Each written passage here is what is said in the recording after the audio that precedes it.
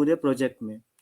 तो बात आती है प्रोजेक्ट पार्ट की, तो हम लोग एक पोर्टफोलियो करेंगे। हर स्टूडेंट के पास एक खुद का पोर्टफोलियो होगा और यूजिंग फायरबेस हम लोग उस पोर्टफोलियो को होस्ट करेंगे, ठीक। और बेसिकली फायरबेस का एक स्मॉल इंट्रोडक्शन मैं ये दे सकता हूँ कि फायरबेस एक सिंपल टूल है जो हम लोग ऐप, एक iOS ऐप, एक एंड्रॉयड ऐप और एक वेबसाइट की बैकएंड टेक्नोलॉजीज को कनेक्ट कर सकते हैं। ये गूगल के ने किया था डेवलप। सो बेसिकली क्यों हम लोग वेब डेवलपमेंट की फील्ड को चूज करें? सो आप पास्ट ईयर्स का स्टैटिस्टिक देख सकते हैं कि किस हिसाब से पूरी एक वेबसाइट इंक्रीज हुई है, उसकी ग्रोथ कैसे कैसे बढ़ी है, ठीक। कितनी कंपनियां जिसको करती हैं प्रेफर्ड, और बेसिकली स्मॉल बिजनेस से लेके लार्ज बिजनेस, हर बिजनेस का एक खुद का एक आज की डेट में एक वेबसाइट होना इज मस्ट, ठीक। तो basically types of web development में टोटल 2 टाइप्स में डिवाइड होती है वेब डेवलपमेंट फील्ड। एक फ्रंट एंड पार्ट हो गया, एक बैक एंड पार्ट हो गया। फ्रंट एंड पार्ट में हम लोग कवर करते हैं कि क्लाइंट साइड क्या है, और जब कोई क्लाइंट ओपन करे तो उसको कैसी स्क्रीन दिखनी चाहिए। बैकएंड पार्ट में हमारा आता है कि बैकएंड में क्या काम हो रहा है, जैसे लेट करिए किसी वेबसाइट जो एपीआई से वर्क करती है, किसी डेटाबेस से फेच करना, और कोई फॉर्म में कोई क्वेरी डालना हो या अपना डिटेल्स फिल कर रहा हो, तो उस चीज़ को डेटाबेस में कैसे स्टोर करना। तो इस फ्रंट एंड और बैक एंड आ गया, और जब इन दोनों को कंबाइन कर लें तो तब आता है फुल स्टैक वेब डेवलपर। बात आती है इन फ्यूचर क्या सैलरीज है और एट अ टाइम क्या सैलरीज है, तो अप्रॉक्स 70,000 पर मंथ सैलरी होती है एक फ्रंट एंड डेवलपर की, और बैक एंड की अप्रॉक्स 80 to 90,000 होती है फॉर बैक एंड डेवलपर। और जिस पर्सन को फुल स्टैक की कंप्लीट नॉलेज है तो उसकी सैलरी अप्रॉक्स 1.5 लाख होती है per month. So next part हम लोग कवर करते हैं कि फ्रंट एंड क्या है। तो बेसिकली फ्रंट एंड में आता है HTML, CSS, JS, React JS और Angular JS। तो एक फ्रंट एंड की बात आ रही है कि कोई यूज़र हम लोग की साइट पे एसएस मारेगा या हम लोग की साइट पे जाएगा तो वो क्या कंटेंट उसको व्यू होगा। तो बेसिक स्ट्रक्चर के लिए हम लोग यूज़ करते हैं HTML को। HTML का है full form hyper text markup language. फिर सेकेंड पार्ट आ रहा है CSS।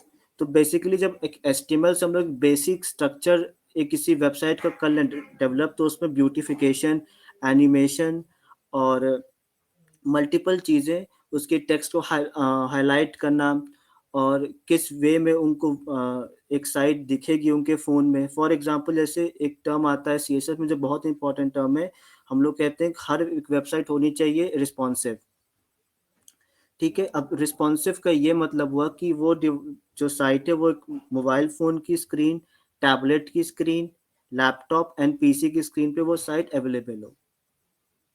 जावास्क्रिप्ट में पार्ट आ जाता है कि लेट करिए कोई जो वेबसाइट है वो कोई कैलकुलेशंस कर रही है। फॉर एग्जांपल कोई एक वेबसाइट है जो एक पीएनजी इमेज को कन्वर्ट कर रही है जेपीजी में, तो हम लोग एचटीएमएल की हेल्प से 2 कॉलम बना देंगे, 2 बटन बनाएंगे, और सीएसएस की हेल्प से उसको हम थोड़ा ब्यूटीफाई करेंगे, और जावास्क्रिप्ट से हम लोग यूज़र की डिवाइस से वो इमेज को फेच करेंगे।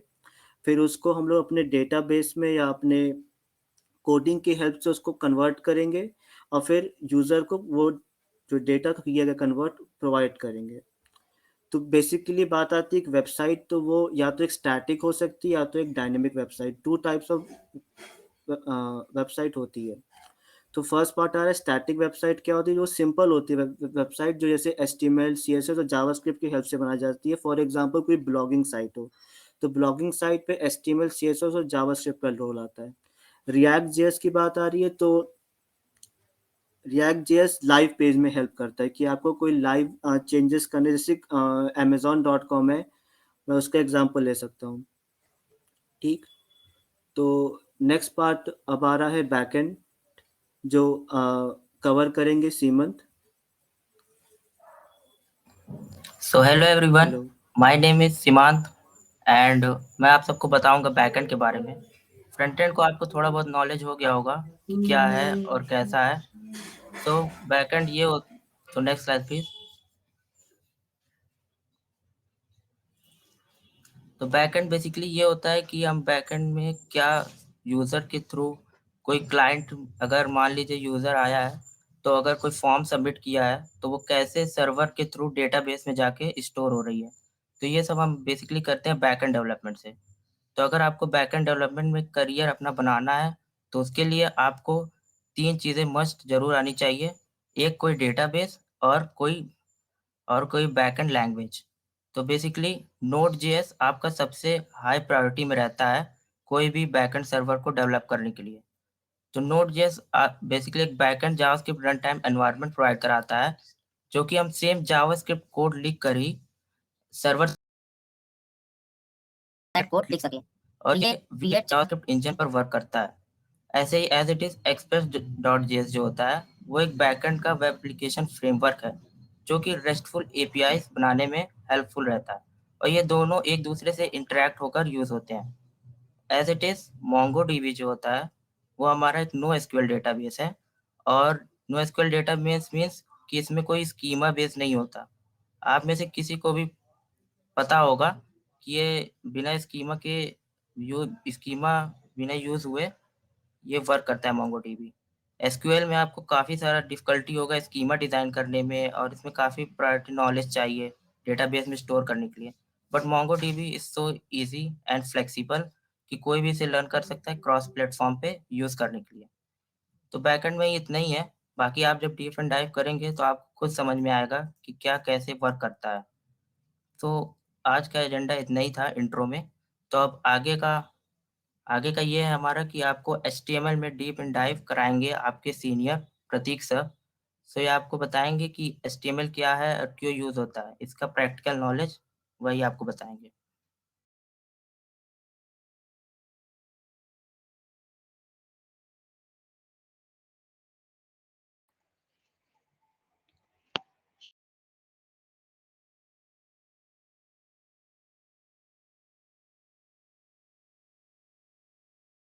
स्क्रीन विजिबल है श्रीमान? Yes, yes, your screen is visible. Okay.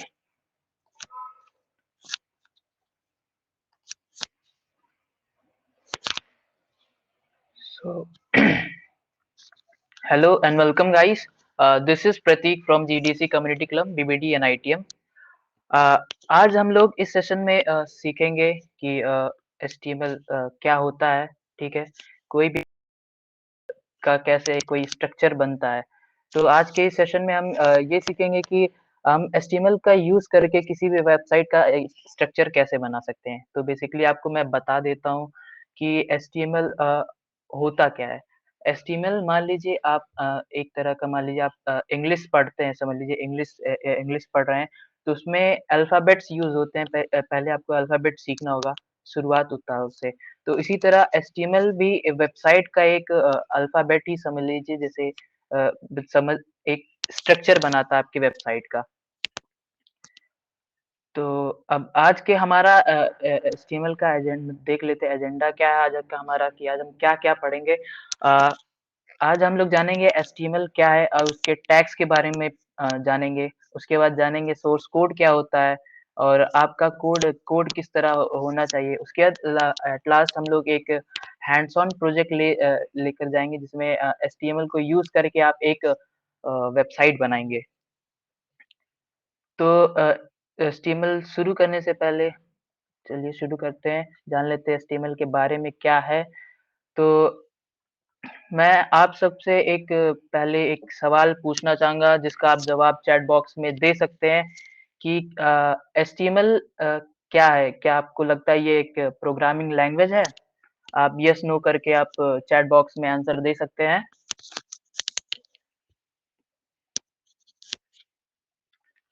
आप रिस्पॉन्स करिए।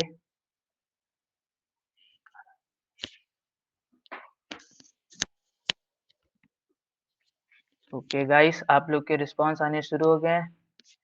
बहुत लोगों ने नो बताया। Yes, of course you guys are right. HTML एक प्रोग्रामिंग लैंग्वेज नहीं है। जनरली ये एक मार्कअप लैंग्वेज है। तो अब ये मार्कअप लैंग्वेज होता क्या है? अब मार्कअप लैंग्वेज ये होता है कि जिसके अंदर बहुत सारे टैग्स होते हैं। अब ये टैग्स क्या करता है, अब ये टैग्स की मदद से आप ब्राउज़र पे एक इंस्ट्रक्शन देते हैं। अब वो इंस्ट्रक्शन जो है एक वेब पेज पे डिस्प्ले होता है। तो ये हमारा हो गया मार्कअप लैंग्वेज। अब एचटीएमएल बहुत ही ईज़ी लैंग्वेज होता है, वो बिल्कुल कॉम्प्लिकेटेड नहीं होता, जिसको हम लोग ईज़िली लिख सकते हैं और लर्न कर सकते हैं। कोई बहुत यूज़र फ्रेंडली होता है, जिसे आप देख के ही बता देंगे कि आप मतलब इसमें हो क्या रहा है। चलते हैं अपने नेक्स्ट स्लाइड पे। अब जान लेते हैं, अब हम एचटीएमएल का वेबसाइट बनाने से, कोई वेब पेज बनाने से पहले जान लेते हैं कि वो टैग्स किस तरह के टैग्स यूज़ होते हैं, मतलब टैग होता क्या है, किस तरह से आप उस टैग को यूज़ करके एक वेबसाइट बना सकते हैं। तो टैग जनरली 2 टाइप्स के होते हैं। एक होता है ओपनिंग टैग और एक होता है क्लोजिंग टैग। अब ओपनिंग देखिए, आप टैग का नाम डालेंगे, उसके अंदर जो कंटेंट डालेंगे, उस ओपनिंग टैग और क्लोजिंग टैग के बीच में जो आप कंटेंट डालेंगे, वही कंटेंट आपका एक वेब पेज पे डिस्प्ले होगा। तो मान लीजिए ये एक वेब पेज है, ठीक? अब इस वेब पेज पे आप टैग डालेंगे, ओपनिंग टैग, और उसके अंदर कंटेंट डालेंगे। तो कंटेंट जनरली ये वेब पेज पे, मान लीजिए ये वेब पेज है, तो यही वेब पेज पे ये डिस्प्ले होगा आपका कंटेंट। तो इस टैग का इसी तरह यूज़ करते हैं। और एक एक और टैग होता है जिसमें सिर्फ़ ओपनिंग टैग यूज़ होती है, जिसको हम ब्लॉक टैग भी बोलते हैं। तो अब ओपनिंग एंड क्लोजिंग टैग का एक एग्ज़ाम्पल दे देता हूँ, जैसे ये पी टैग है, इसको पैराग्राफ टैग कहते हैं।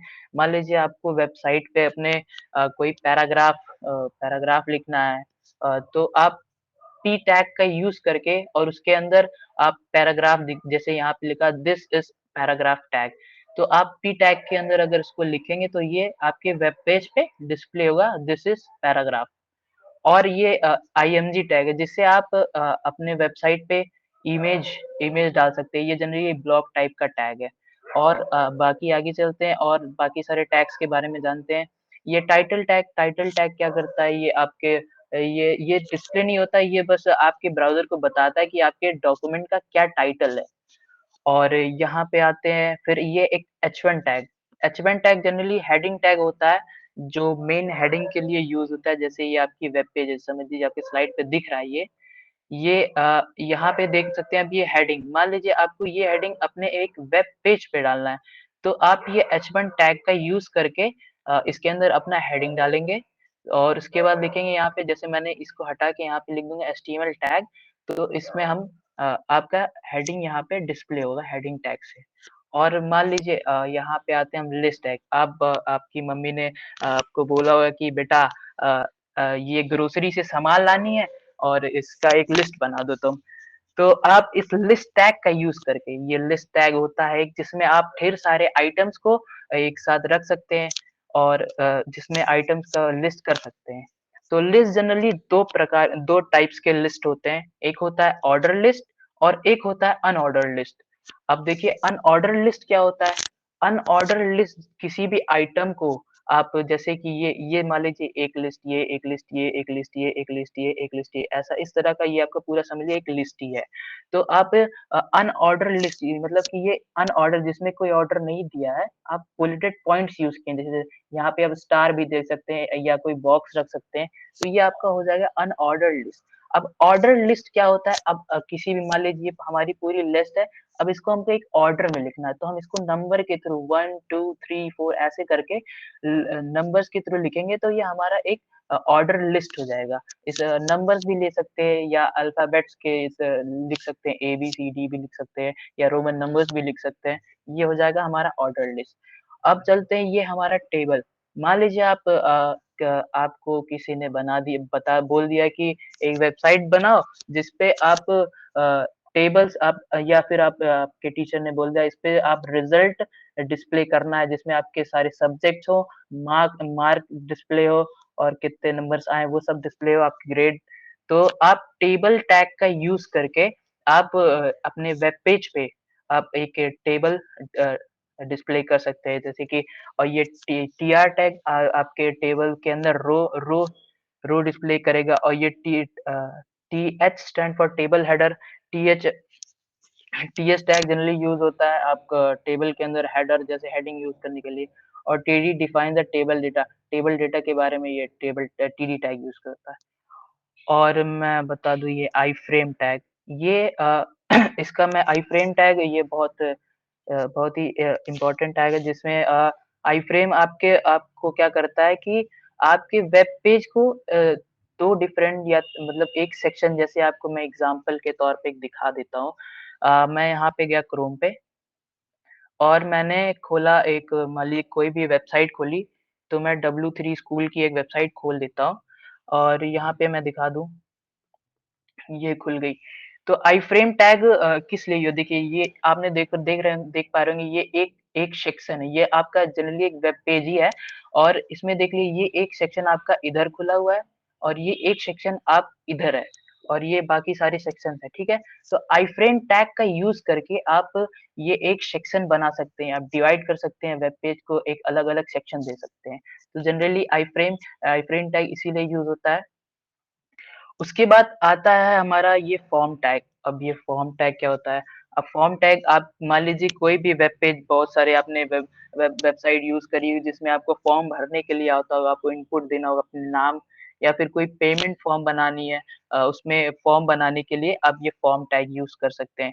ये फॉर्म टैग फॉर्म बनाने के लिए यूज़ होता है और फॉर्म के अंदर इनपुट देना होता है आपको, जैसे आपका नेम है, उसके अंदर एक बॉक्स होती होगी, उसके अंदर आपको इनपुट देना होता होगा। तो ये इनपुट टैग वही इनपुट डालने के लिए यूज़ होता है और एट लास्ट उस फॉर्म को आपको सबमिट करना होता होगा। तो आप सबमिट करने के लिए क्या होता है, एक बटन चाहिए होता है आपको। उस बटन को बस लगाने की मतलब उस बटन को बनाने के लिए आप बटन टाइप का यूज़ करेंगे, जिसमें बटन लेंगे और टाइप सबमिट, तो उससे आप अपना फॉर्म सबमिट कर सकते हैं। तो आप, आई होप कि आपको टैग्स के बारे में थोड़ा बहुत तो नॉलेज हो ही गया होगा। तो फिर आगे चलते हैं नेक्स्ट स्लाइड पे हमारा, कि हमारा एचटीएमएल आपको मैं अभी बताऊँगा कि एक वीएस कोड करके भी बताऊँगा कि किस तरह से हमारा वेबसाइट चलता है और किस तरह से हम इम्प्लीमेंट करते हैं और किस तरह से हमारे स्टैक्स को यूज़ करके एक प्रोजेक्ट भी बना, मतलब प्रोजेक्ट इम्प्लीमेंट करके दिखाऊँगा आपको। तो जनरली हमारा ये एचटीएमएल देख लेते हैं कि हमारा ये एचटीएमएल का बॉयलर प्लेट कोड है, तो एचटीएमएल के लिए यूज़ होता है।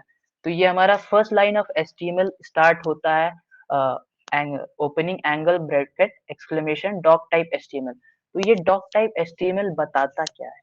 ये आपका जनरली बताता है कि ये आपका डॉक्यूमेंट किसका है, ये एचटीएमएल का है, कौन सी वर्जन का है, ठीक है? उसके बाद हमारा सेकंड लाइन आता है, ये देखिए ओपनिंग एंड क्लोजिंग टैग में ही हमारा ये पूरा होता है। HTML tag opening of HTML और क्लोजिंग ऑफ एचटीएमएल, जिसके अंदर आप हेड टैग और बॉडी टैग यूज करते हैं। तो हेड टैग कंसिस्ट ऑफ क्या, ये हेड टैग में आप क्या क्या डालते हैं? हेड टैग के अंदर आप जनरली मेटा डेटाज होते हैं, जो आप ब्राउजर को मतलब अपने वेबसाइट के बारे में बताते हैं, वो आपके वेब पेज में डिस्प्ले नहीं होता, ये हेड टैग के अंदर यूज होता है।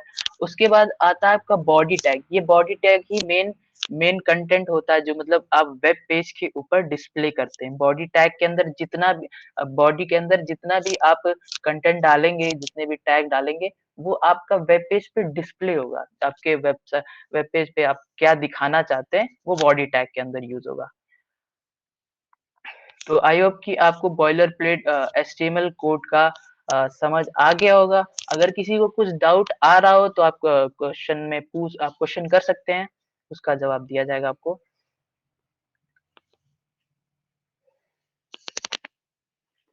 तो चलिए चलते हैं अब अपने नेक्स्ट स्लाइड पे। तो आज के सेशन में हम आपको अब आई होप कि आपको टैक्स अब समझ में आ गया होगा। अब मैं इस तरह का एक पेमेंट फॉर्म आपको बनाकर दिखाऊंगा, ठीक है? जो कि एचटीएमएल से इस तरह का पेमेंट फॉर्म आपको बना के दिखाऊंगा और कोड करके दूंगा, और आपको मैं चाहूंगा कि आप भी मेरे साथ साथ साथ कोड करें और सीखें कि किस तरह मैं ये पेमेंट फॉर्म बनाऊंगा। तो इसके लिए हम लोग को एक कोड एडिटर चाहिए होगा। कोड एडिटर मैं जनरली वीएस कोड यूज करूंगा। आप अगर जो फैमिलियर नहीं है वीएस कोड से, तो आप नोटपैड पे भी कर सकते हैं। जिसको अभी वीएस कोड के बारे में नहीं पता है, तो मैं बता देता हूँ कि वीएस कोड होता है क्या है। वीएस कोड एक एडिटर है जिसपे आप कोड कर सकते हैं, जो कि बहुत यूजर फ्रेंडली भी होता है और जिसमें आपको कोड्स के ऑटो रिकमेंडेशंस मिल जाते हैं। तो चलिए आपको कोड करके बता देता हूँ ताकि आपको HTML अच्छे से थोड़ा समझ में आए। ठीक है? तो अब मैं VS कोड खोल लेता हूँ। ठीक है? तो HTML फाइल बनाने के लिए मैंने यहाँ पे एक अलग से एक फ़ोल्डर बना लिया है। यहाँ पे एक GDC का फ़ोल्डर बना लिया है और मैं VS कोड खोलूँगा। ठीक?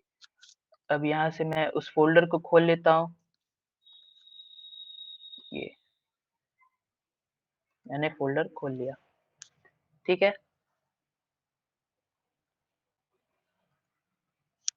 अब यहाँ पे मैं एक फाइल HTML का फाइल बनाऊँगा। तो किसी भी HTML फाइल को सेव करने से पहले आप उसको HTML फाइल को सेव करेंगे किस तरह से? .html फाइल से ही सेव करेंगे। तो ये हमारा जनरली पहला एक वेब पेज बनाने जा रहे हैं, तो फाइल सेव करने जा रहे हैं, तो हम उसको index.html से सेव करेंगे। तो लिखते हैं index.html और इसको सेव करते हैं। ये हमारा HTML का पेज खुल गया। ठीक है? अब हमें इस तरह का मैं दिखा दूँ, इस तरह का फॉर्म बनाना है। तो मैंने बताया होगा शुरुआत में टैग्स में, तो देख लीजिए यहाँ पे ये पेमेंट फॉर्म है। तो ये जनरली हमारा क्या है, कि ये हेडिंग है। तो मैं यहाँ से कोड करके आपको स्टार्ट करता हूँ। तो आपको मैंने बॉयलर प्लेट HTML कोड का दिखा दिया था। अब VS कोड में आप जस्ट सिंपली टाइप करेंगे एक्सक्लेमेशन मार्क और टैब प्रेस करेंगे तो आपके HTML का बॉयलर प्लेट इतना पूरा आ जाएगा, आपको पूरे लिखने की ज़रूरत नहीं पड़ेगी। तो हमारा आज का टाइटल क्या है? टाइटल है हमारे कोड का पेमेंट फॉर्म हम बना रहे हैं, तो हम इसका टाइटल में नाम लिख देते हैं।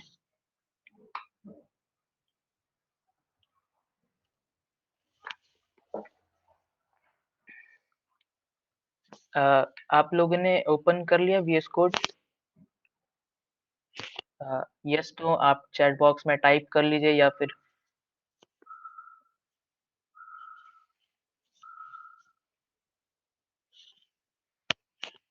तो चलिए शुरू करते हैं फिर। अब यहाँ पे लिखते हैं हम पेमेंट फॉर्म। ये हमने लिख दिया, अपनी टाइटल दे दी, हमारा डॉक्यूमेंट का टाइटल दे दिया हमने। अब फिर हमें क्या बनाना है? एक फॉर्म बनाना है। तो मैंने आपको बताया था कि फॉर्म बनाने के लिए हम फॉर्म टैग का यूज़ करते हैं। तो हम फॉर्म टैग लिखते हैं फॉर्म टैग। ये हमारा फॉर्म टैग हो गया। इसके अंदर जो हम लिखेंगे ये हमारा पूरा फॉर्म में डिस्प्ले होगा। तो हमने ये फॉर्म टैग बना लिया, opening of form tag and closing of form tag. उसके बाद हमारा क्या था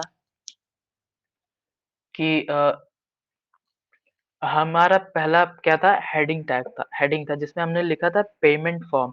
तो हेडिंग बनाने के लिए हम H1 का यूज़ करेंगे, H1 टैग का यूज़ करेंगे और जिसके अंदर हम लिखेंगे पेमेंट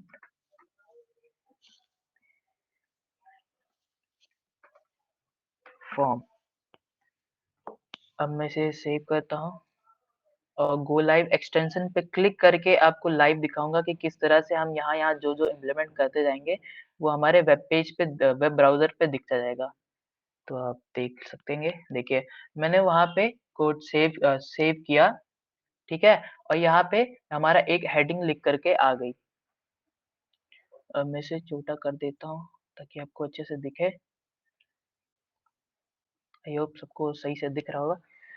देखिए अब हमारा दूसरा काम क्या था?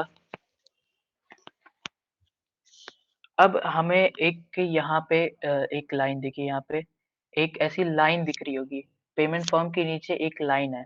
तो अब हम इस पे लाइन लाइन लाने के लिए एक टैग का यूज़ करेंगे।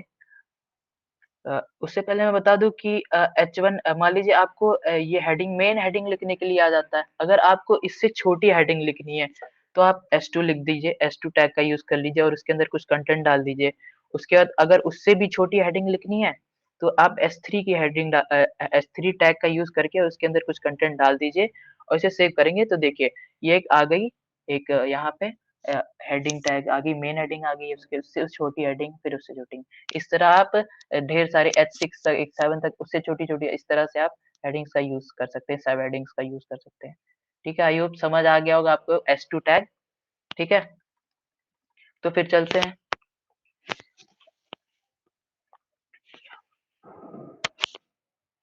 क्या आपको समझ में आ गया जनरली हेडिंग टैग? आप चैट बॉक्स में यस नो लिख दीजिए ताकि मुझे भी लगे कि आपको समझ में आ रहा है कुछ, नहीं तो मैं ऐसे ही पढ़ाते चला जाऊं तो कोई फायदा है नहीं उसका। ओके गाइस, तो फिर चलते हैं हम अपने आगे कोड की तरफ। तो अब चलते हैं क्या, अब हमारा काम क्या था, हमें एक लाइन डालनी थी। तो अब लाइन डालने के लिए हम क्या हॉरिजॉन्टल लाइन डाली है ना, तो हम एच आर टैग का यूज करेंगे। एच आर टैग जनरली क्या होता है, एच आर रूल करता है, मतलब एच आर रूल जिसको हमको हॉरिजॉन्टल रूल बोलते हैं। तो अब इसको इस टैग का यूज कर, जनरली ये ब्लॉक टाइप का कोड होता है, इसका सिर्फ ओपनिंग टैग खोलते हैं और इसे जब सेव करूंगा, देखिए यहाँ पे आप देख पा रहे होंगे ये लाइन आ गई। अब उसके बाद चलते हैं, हमें क्या लेना था, देखिए हम यहाँ पे देख लेता क्या था।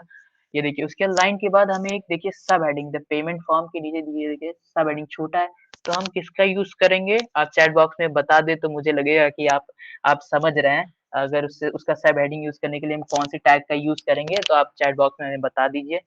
अब गाइस प्लीज देखिए, आप बताइए कौन से टैग का यूज करेंगे।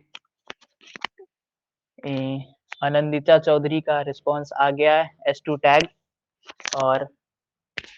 और गाइस आप लोग और भी लोग रिस्पांस कर दीजिए मुझे तब। ओके ओके, आई होप कि आपको समझ में आ रहा है। तो चलिए अब लिखते हैं हम S2 टैग। ये हो गया S2 टैग। अब इसके अंदर हम क्या हमारा था, यहाँ पे जनरली हमारा पेमेंट फॉर्म किस तरह का होता है, पेमेंट फॉर्म में हम क्या पहले एक यूजर का इंफॉर्मेशन लेते हैं, फिर किस तरह उसका पेमेंट मोड होगा, मतलब कि कौन सा कार्ड है उसका, कौन सा कार्ड टाइप है। तो हमारा पहला सब हेडिंग है यूजर इंफॉर्मेशन, जहाँ पे यूजर आएगा अपना इंफॉर्मेशन देगा। तो चलते हैं यहाँ पे H2 टैग, H2 में लिख देते हैं हम, यहाँ पे यूजर का इंफॉर्मेशन हमें चाहिए, तो हम इसका हेडिंग बना देते हैं यूजर इन्फॉर्मेशन। ओके, तो हमने इसे सेव किया, तो आप देख पा रहे होंगे यहाँ पे आ गया यूजर का इंफॉर्मेशन। अब यहाँ से हमारे यूजर की इंफॉर्मेशन, अब यूजर की इंफॉर्मेशन हमें क्या क्या चाहिए होगी, हमें उसका नेम चाहिए होगा, और फिर उसके बाद हमें उसका जेंडर, उसका एड्रेस, उसका मेल, वो कहाँ, उसका पिन कोड, ये सब की हमें ज़रूरत पड़ेगी। तो हम चलते हैं जैसा हमने आपको दिखाया था पीपीटी पे। तो उसके बाद हमारा क्या था, हमें यूज़र का नेम चाहिए, उसके बाद फिर उसका जेंडर चाहिए। तो उसके बाद फिर चलते हैं हम इसका नेम डालते हैं।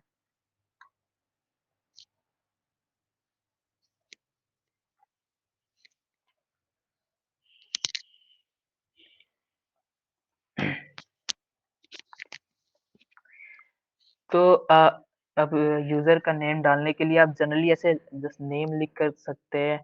तो हम अभी इसको पैराग्राफ टैग के अंदर रखते हैं, क्योंकि अगर हमें सीएसएस की मदद से आगे आगे अगर कुछ इसमें डिजाइनिंग स्टाइलिंग करनी होगी, तो हम इसको इसीलिए पैराग्राफ टैग के अंदर लिख रहा हूँ।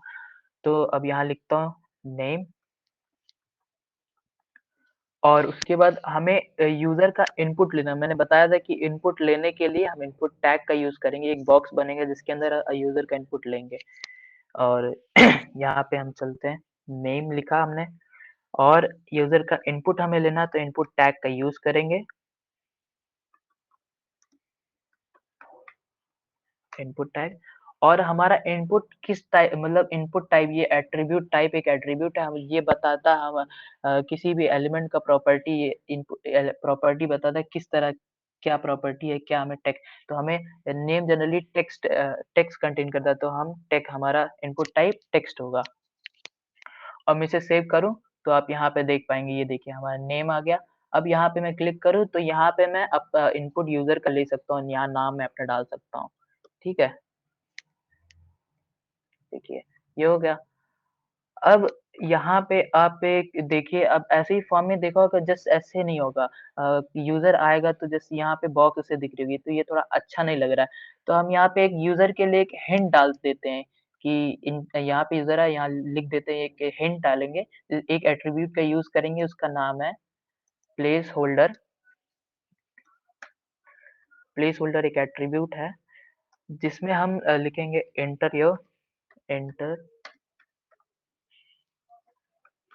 Your name. अब इसे सेव करूंगा तो देखिए ये यूजर के लिए एक हिंट यहाँ पे मिल गया। अब यूजर जब पढ़ेगा यहाँ पे हमें इसका नाम लिखना है, तो जब हम इसको यहाँ पे लिखने जाएंगे तो वो हट जाएगा। ठीक है, इसी तरह से हमारा बन गया। उसके बाद उसके बाद आगे क्या है, आगे हमें यूजर के लिए एक जेंडर बनाना, मतलब इसके यूजर का इनपुट लेना था जेंडर का। तो हम चलते हैं, क्या कैसे था देखिए। अब यहाँ पे देख पा रहे होंगे ये जेंडर लिखा है, एक फील्ड के अंदर लिखा है, एक बॉक्स है, ये जो बॉक्स बनी हुई है, ये ये देखा होगा आपने, ये एक बॉक्स के अंदर है। ठीक है, तो ये एक फील्ड के अंदर, मतलब एक फील्ड में जिसके अंदर मेल और फीमेल इनपुट देना, यूजर आएगा और इनपुट देगा।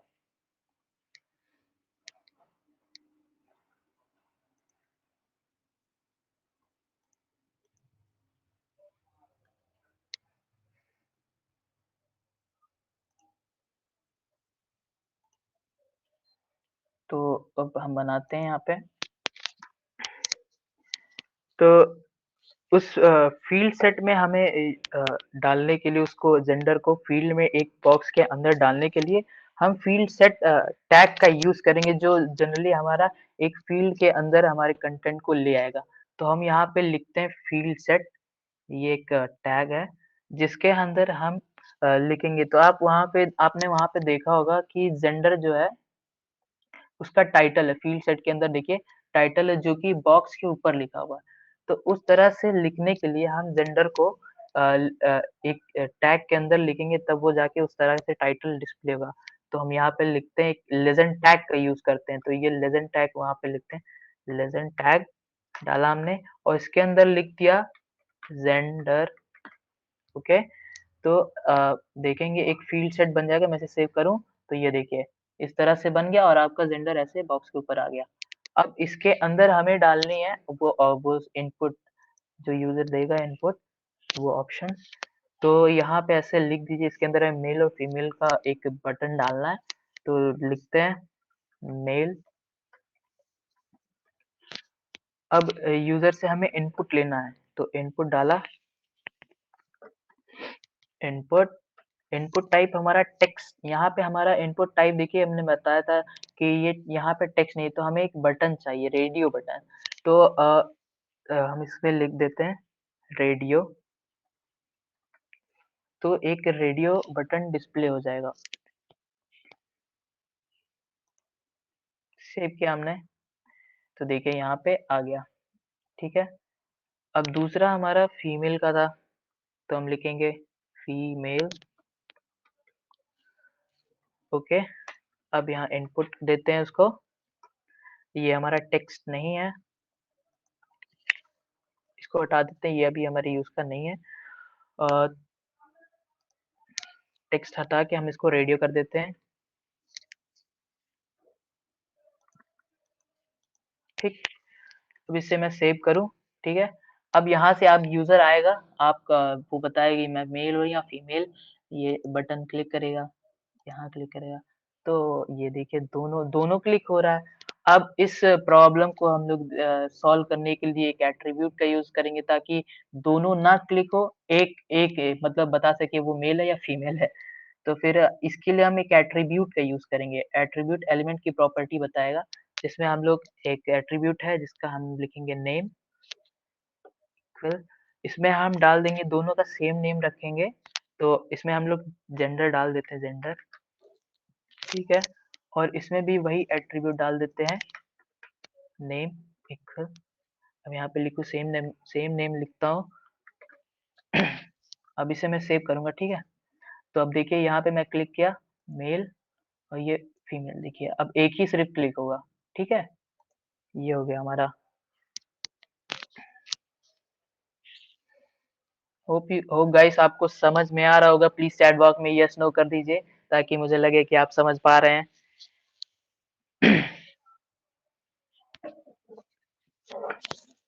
उसके बाद हमारा क्या था, हमें यूज़र का एड्रेस लेना था। किसी को कोई कन्फ्यूज़न आ रही होगी तो चैट बॉक्स में पूछ सकता है। अब हमें यूज़र का एड्रेस लेना था। यहाँ पेमेंट फॉर्म में दिखा देता हूँ आपको क्या था। ये देखिए एड्रेस लेना था यूज़र का। तो एड्रेस हमारा जनरली हम लोग देखेंगे कि टेक्स्ट हमारा एड्रेस बहुत लंबा-सा होता है। तो हम इनपुट देखिए इनपुट टाइप टैग यूज़ होता है छोटे-छोटे मतलब छोटे कैरेक्टर्स मतलब स्मॉल सेंटेंस लिखने के लिए आप सिर्फ नाम डालते थे। लेकिन एड्रेस में क्या होता है कि आपको एक बड़ा-सा टेक्स्ट एरिया चाहिए होता है जिसमें आप लंबा कंटेंट अनलिमिटेड कैरेक्टर्स लिख सकें। तो मैं हर चीज़ के लिए एक मतलब पैराग्राफ टैग यूज़ कर रहा हूँ ताकि अलग-अलग सब इसमें डिस्प्ले हो। तो मैं एड्रेस के लिए अब बना लेता हूँ।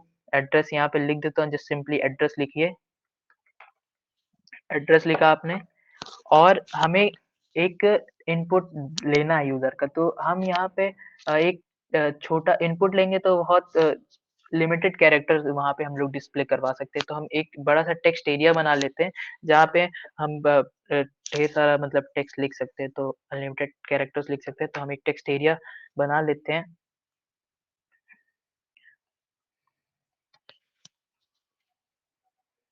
अभी इसका हमें काम नहीं है, तो इसे मैं हटा देता हूँ ताकि आपको कोई कन्फ्यूज़न ना हो। तो ये हमने टेक्स्ट एरिया बना दिया, ठीक है? अब मैं इसे सेव करूँ, तो ये देखिए, ये एड्रेस आ गया यूज़र का और यहाँ पे एक टेक्स्ट एरिया डिस्प्ले हो रहा है। तो ये बड़ा भी हो सकता है, ठीक है? अब इसमें यहाँ पे भी एक मैंने एट्रीब्यूट जो बताया था ऊपर यहाँ पे सारे सब में हिंट हिंट डाल देता हूँ यहाँ पे यूज़र के लिए ताकि यूज़र को आसानी हो समझने में। तो मैं एट्रीब्यूट का यूज़ करूँगा, वो एट्रीब्यूट है प्लेस होल्डर और यहाँ पे लिख देता हूँ मैं enter your address. Enter your address save किया तो देखिए यहाँ पे आ गया यूजर का हिंट। अब दूसरा हमें लेना है यूजर का ईमेल। इसे मैं पैराग्राफ टैग के अंदर लिखूंगा, ठीक है। चलिए ये ईमेल लिख दिया मैंने यहाँ सिंपली ईमेल, ओके। और फिर हमें इनपुट लेना है। इनपुट टाइप हमारा क्या रहेगा? इनपुट टाइप हमारे यहाँ पे मेल है, तो हम इनपुट टाइप में टेक्स्ट ना लिख के मेल लिखेंगे। और देखिए ये हमारा मेल आ गया और फिर यहाँ पे हम एक एट्रीब्यूट डाल देते मतलब एक हिंट डाल देते यूजर के लिए कि किस तरह से यूजर अपना मेल लिखेगा यहाँ पे। तो मैं यहाँ पे प्लेस होल्डर में लिख देता हूँ प्लेस होल्डर प्लेस होल्डर में हिंट डाल देता हूँ ईमेल किस तरह लिखना है। तो मैं एक ईमेल डाल के यहाँ पे लिख देता हूँ। तो ईमेल डालता हूँ मैं राजू रस्तोगी। आई होप आप राजू रस्तोगी को जानते होंगे @gmail.com। इसे सेव किया तो देखिए ये यहाँ पे यूजर के लिए एक हिंट आ गया, ठीक है, राजू रस्तोगी नाम का, ओके।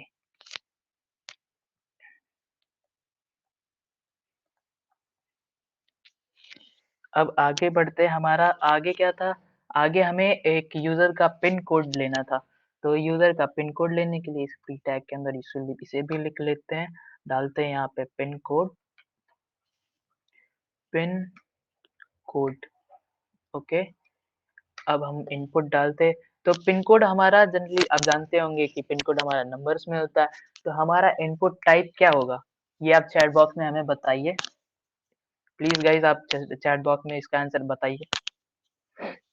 हम यहाँ पे इनपुट टाइप क्या लेंगे? ये पिन कोड तो हमारा नंबर्स में होता है, तो इनपुट टाइप हम यहाँ पे क्या लेंगे?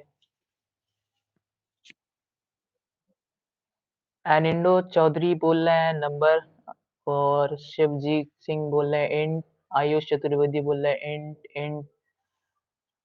एनिंदो चौधरी सही बताया। हम वहाँ पे नंबर लेंगे। इनपुट के लिए हम लोग इनपुट टैग का यूज करते हैं ना कि इंट का। तो हम यहाँ पे इनपुट टैग यूज करेंगे इनपुट लेने के लिए।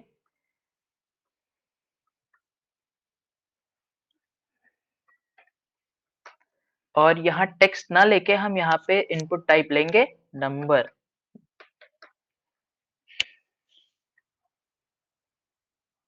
सेव किया मैंने। तो यहाँ पे देखिए जब मैं यहाँ का यूजर आएगा इनपुट देगा, अगर मैं कोई अल्फाबेट लिखना चाहूँ या कुछ लिखना चाहूँ तो ये देखिए ध्यान नहीं लगा, यहाँ पे सिर्फ और सिर्फ नंबर ही डिस्प्ले होगा। देखिए जैसे कि 1 2 3 4, ठीक है, इनपुट आप यहाँ आपको ले पा रहे हैं। Okay okay. तो यहाँ तक आप यूजर का इनपुट मतलब यूजर का इंफॉर्मेशन हो गया, जैसे कि आपने आपके स्लाइड में देखा था आपने।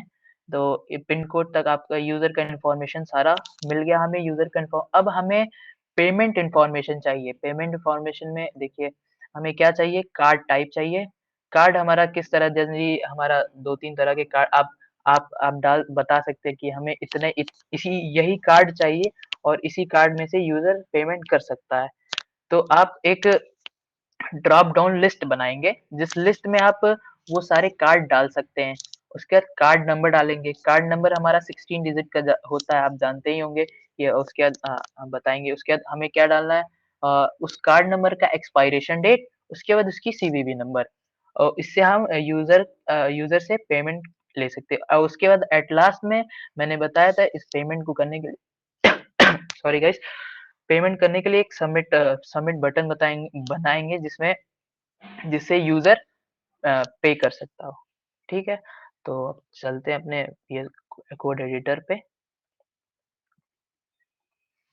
ठीक है, तो मैंने बताया था यहाँ तक हो गई। अब हमारा हेडिंग आता है, तो यहाँ से हम पेमेंट इंफॉर्मेशन लेंगे। तो हेडिंग बनाने के लिए हम H2 टैग का यूज करेंगे। सॉरी, H2, जिसमें हम लिखेंगे पेमेंट इंफॉर्मेशन। ओके, अब इसे सेव किया। देखिए आ गया हेडिंग। अब इसके बाद से हम बताएंगे हमें हमारा क्या काम था। फिर हमें बताना था कि कौन सा कार्ड टाइप है यूजर का। इसको हम लोग पी टैग के अंदर ले लेते हैं, और पी टैग खोला हमने। इसके अंदर हम लोग लिखेंगे कार्ड कार्ड टाइप। हमें क्या कार्ड टाइप चाहिए, तो कार्ड टाइप हमें मतलब एक ड्रॉप डाउन लिस्ट बनानी है। तो हम जिससे यूजर आए और वो कार्ड जनरली सेलेक्ट कर ले, ना कि हम इनपुट बॉक्स नहीं दे रहे हैं। हमें हमें लिमिटेड ही कार्ड चाहिए, तो जिसमें हम ऑप्शन दे देंगे ताकि यूजर आए और वहां पे उस वो कार्ड चूज कर सके।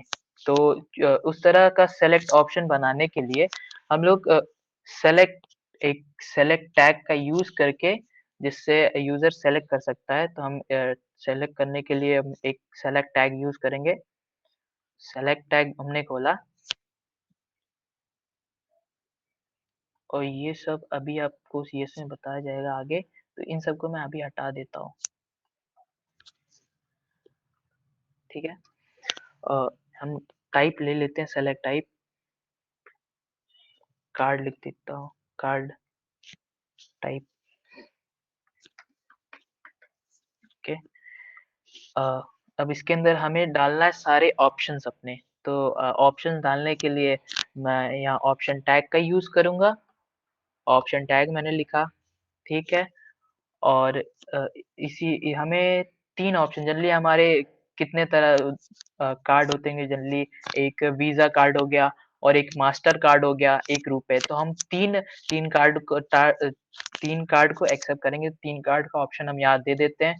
तो इसी तरह से 3 ऑप्शन चाहिए हमें।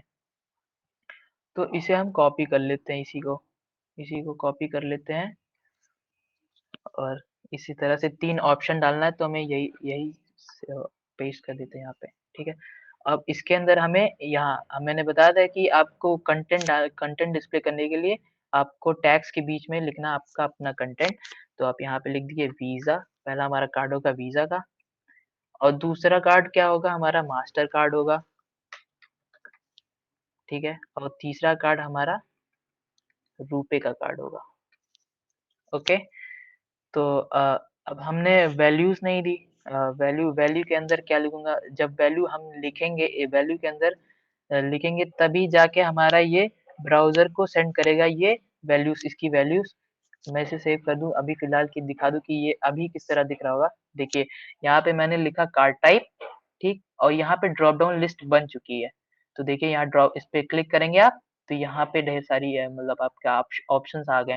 तो ये ऑप्शंस अभी ब्राउजर पे नहीं जाएंगे, आप क्लिक करेंगे तो ब्राउजर पे नहीं जाएगा। क्यों? क्योंकि हमने वैल्यूज के अंदर इसकी वैल्यूज नहीं दी है।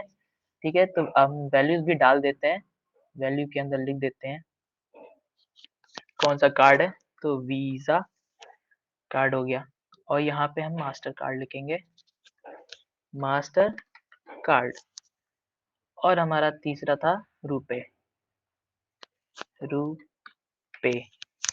ओके, इसे सेव कर दिया मैंने। अब जाके हमारा ये ब्राउजर पे जाके एक्सेप्ट सेंड, ये हमारा ब्राउजर पे सेंड हो जाए। तो आप यहाँ पे देख पा रहे हैं कि ये यहाँ पे सिर्फ यहाँ पे ऊपर ही वीजा दिखा रहा है। तो यहाँ पे आके यूजर कंफ्यूज हो जाएगा कि अरे वीजा ही सिर्फ एक्सेप्ट कर रहा है। तो हमें यूजर को थोड़ा डिफिकल्ट ना हो, तो हम इसके लिए एक ब्लैंक बना देते हैं ऑप्शन। ठीक है, तो ऑप्शन डाल दिया हमने ऑप्शन में। तो इसकी वैल्यू हम लोग खाली छोड़ेंगे।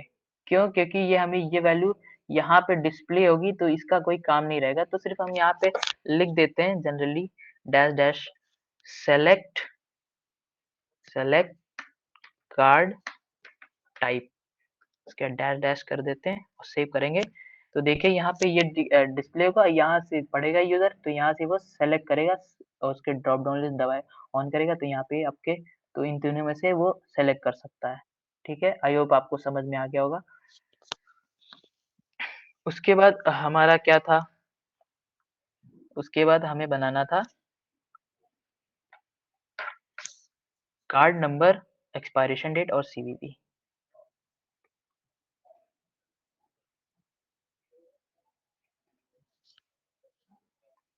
तो आगे बढ़ते हैं।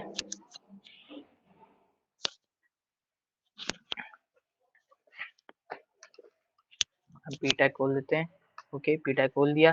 इसके अंदर हम लिखेंगे card type, sorry card number, number, इसे खोला और यहाँ पे हम इनपुट इनपुट देंगे। कार्ड नंबर हमारा जनरली अभी मैंने बताया था कार्ड नंबर्स में होता है, तो इसका इनपुट हम लोग लेंगे। इनपुट, इनपुट क्या होगा हमारा, इनपुट हमारा होगा, क्या होगा बताइएगा इस चैट में प्लीज। आप चैट बॉक्स आपके लिए हमने खोल रखा है, आप यहाँ पे आप क्वेश्चन पूछ भी सकते हैं। जो मैं क्वेश्चन पूछ रहा हूँ तो आप उस क्वेश्चन का आंसर भी दीजिए। ओके, आयुष चतुर्वेदी नम बोल रहे हैं, नहीं। चारू पांडे ने सही बताया, प्रखर सक्सेना ने भी सही बताया, आयुष चतुर्वेदी ने भी सही बताया। चलिए गाइस, आप सब सही बताए, मुझे लग रहा है आप समझ रहे हैं। तो यहाँ पे हम नंबर लिखेंगे। अब मैं इसे सेव करूँ, ये देखिए यहाँ पे सेव हो गया। और यहाँ पे आप कार्ड का नंबर डाल सकते हैं, जैसे 1 2 3। ठीक है, तो मैं यहाँ पे एक देखिए यहाँ पे हिंट भी डालूंगा, जैसे सब में मैंने हिंट डाला। यहाँ पिन कोड में मैंने हिंट नहीं डाला, हमारा पिन कोड नंबर्स में होता है, तो एक पिन कोड में भी एट्रीब्यूट डाल देता हूँ, प्लेस होल्डर का प्लेस होल्डर। और यहाँ पे हमारा पिन कोड जनरली नंबर्स में होता है, तो मैं डाल देता हूँ 1 2 3 4 5 6, इस तरह से डाल देता हूँ। सेव किया मैंने, तो हो गया ये हमारा हिंट। और इसमें डाल देता हूँ कार्ड नंबर, हमने इनपुट दे ही दिया है। अब यहाँ पे भी यूजर के लिए हिंट डाल देते हैं हम लोग, जो कि प्लेस होल्डर एट्रीब्यूट का यूज करके। तो कार्ड नंबर हमारा जानते होंगे कि आप 16 डिजिट का होता है। ठीक है, तो हम लोग 16 डिजिट का नंबर डाल देते हैं वहाँ पे, ताकि यूजर को आसानी हो समझने में। ये मैंने 1 1, फिर ऐसे 2 2 3 3। तो ये हमारा 16 कैरेक्टर्स का हो गया। यूजर को यहाँ आप देख पाएंगे, ये हिंट मिल गई कि उसे 16 कैरेक्टर्स के वो डालने कार्ड नंबर। उसके बाद हमारा क्या था लास्ट, एक्सपायरेशन डेट, कार्ड की एक्सपायरेशन डेट डालनी थी हमें। तो यहाँ पे हम एक्सपायरेशन डेट लिखेंगे, एक्सपायरेशन डेट, ये हो गई। एक्सपायरेशन डेट हमारा जनरली क्या, ये इसमें हम लोग देखिए डेट डालना हमें, तो हम इनपुट टाइप लेंगे, लेकिन इनपुट टाइप में क्या डालेंगे? इनपुट टाइप में आप बता दीजिए, यहाँ पे हमें डेट लेना है, तो इनपुट टाइप में हमारा क्या होगा? चैट बॉक्स में आप बता दीजिए मुझे। अगर आई होप कि आपको समझ में आ रहा होगा, तो आप थोड़ा बताइए। Can we set,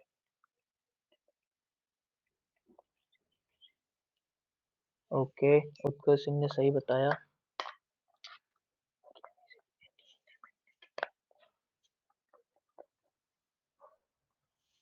Anindo Chaudhary का क्वेश्चन है कि can we set any limitation that user can't enter more than 16 digits. आप इसका ये इस तरह का जावा स्क्रिप्ट यूज करके अभी एचटीएमएल में ऐसा नहीं कर सकते।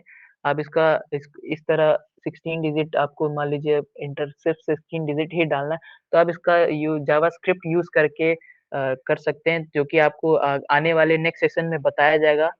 आपके मेंटोर्स आपको बताएंगे इसके बारे में। यो बाकी सबने सही बता दिया, आंसर सही बताया बाकी सबने। ठीक है, तो नहीं नहीं, किसी ने उत्कर्ष सिंह ने सही बताया है।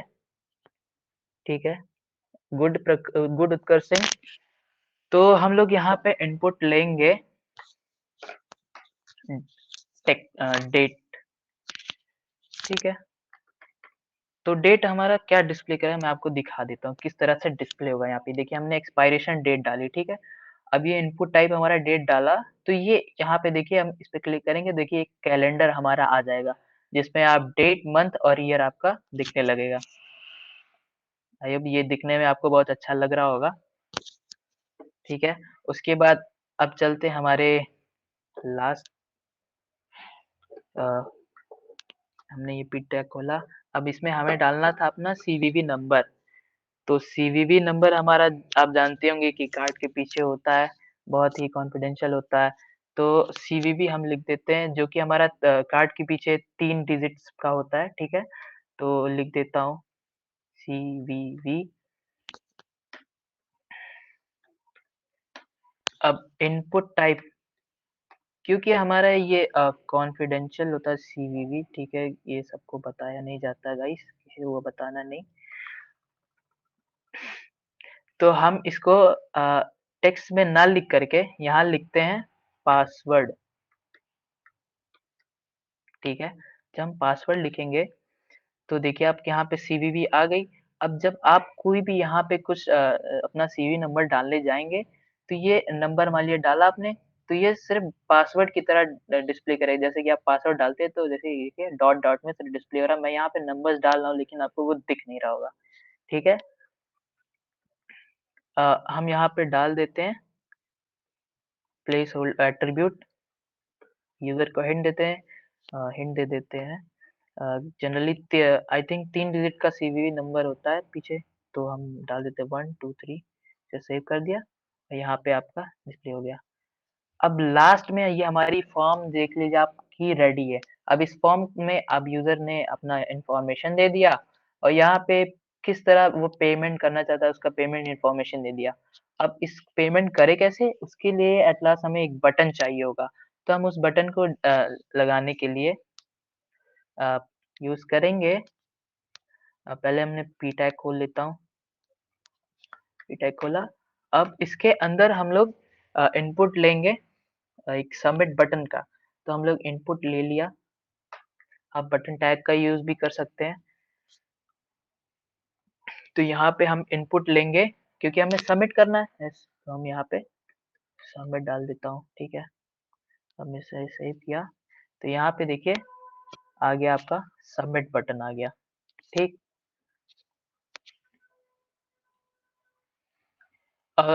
लेकिन हमें सबमिट नहीं करना है। यहाँ पे आपने देखा होगा कि यहाँ पे लिखा है पे नाउ, तो अब हम इसे पे नाउ का ऑप्शन डालने के लिए यहाँ पे एक एट्रीब्यूट का यूज करते हैं, जिसका नाम लिखेंगे हम वैल्यू। ओके, जिसमें हम लोग लिखेंगे उस वैल्यू का नाम, हमें वो जो डालना है। तो यहाँ लिख देते हैं पे नाउ। नाउ उसे सेव करूँ तो देखिए आ गया ऑप्शन, ये पे नाउ का ऑप्शन पूरा आ गया। तो गाइस हमारा यहाँ पे पेमेंट फॉर्म रेडी हो चुका है।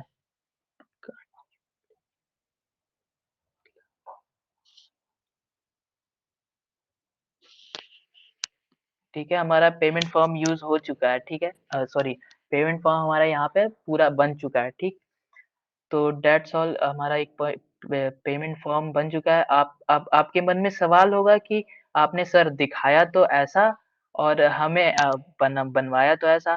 तो अभी एचटीएमएल का मैंने बताया था कि इस एचटीएमएल का यूज करके हम सिर्फ एक स्ट्रक्चर बनाते हैं, तो मैंने वहां पे स्ट्रक्चर बना दिया। अब इस तरह से आपको ऐसे, जैसे ये सेंटर में आ गई और ये ऐसे बॉक्स, इस तरह से बॉक्स है, ये colours grey colours background colour और ये ग्रीन कलर्स, स्टाइलिंग इसकी अच्छे से हुई है।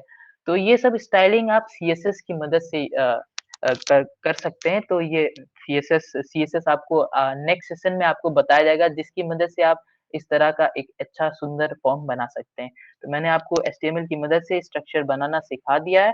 आप जाके इस तरह से कर सकते हैं। आप फॉर्म बना सकते हैं, अपने हिसाब से एक नया फॉर्म भी बना सकते हैं। ठीक है, अगर किसी को डाउट हो कि कुछ ना समझ में आया हो तो आप पूछ सकते हैं। और अगर आपको ये कोड चाहिए होगा तो हम ये कोड आपको भेज देंगे। ओके, ये सारा कोड आपको भेज देंगे ताकि आप अच्छे से समझ सकें। तो अब हम चलते हैं अपने स्लाइड पे। ठीक, कुछ फैक्ट हैं जो आपको जान लेना चाहिए वेबसाइट डेवलप करने से पहले। कोई भी वेबसाइट का, अगर मान लीजिए कोई वेबसाइट है आप विजिट कर रहे हैं, तो वो वेबसाइट बना होगा कोड यूज करके। तो बहुत सारे एचटीएमएल यूज करके, कोड यूज करके बने होंगे वेबसाइट। तो किसी भी वेबसाइट का अगर आप सोर्स कोड जानना चाहते हैं, तो हम वो सोर्स कोड कैसे फाइंड कर सकते हैं, मैं आपको एक एग्जांपल भी दिखा देता हूँ आपको। चलिए, मैंने ये खोला क्रोम क्रोम और यहाँ पे मैंने, वहीं चलते हैं W3 स्कूल पे ही। ये पेज मैंने खोला। ठीक, अब इस वेबसाइट का, ठीक है, आप सोर्स कोड जानना चाहते हैं, तो जस्ट सिंपली राइट क्लिक करिए। ठीक, और जाइए व्यू पेज सोर्स पे। ठीक है, तो यहाँ पे आप उसका सोर्स कोड जान सकते हैं कि किस तरह से उसने कोड यूज किया। देखिए आप यहाँ पे उसका सारा कोड दिख रहा होगा। ठीक है, आप यहाँ से एक आइडिया ले सकते हैं कि वो वेब पेज कैसे बना है। ठीक है, तो आपका एक ये भी सवाल होगा कि can I just copy everyone's code? Of course you can copy those codes, but for being a developer मैं आपको रिकमेंड करूंगा, ये एक हेल्दी प्रैक्टिस नहीं है कि आप दूसरे की कॉपी करें। ठीक है, कॉपी कर लेते, लेकिन आप कॉपी तभी करिए जब वहां से आपको कुछ सीखना हो, आप सीखने के लिए कॉपी कर सकते हैं। ठीक है, क्या सारा वेबसाइट आप एचटीएमएल ही रखता है? नहीं, एचटीएमएल के अलावा बहुत सारे कोड्स भी होते हैं वेबसाइट के अंदर।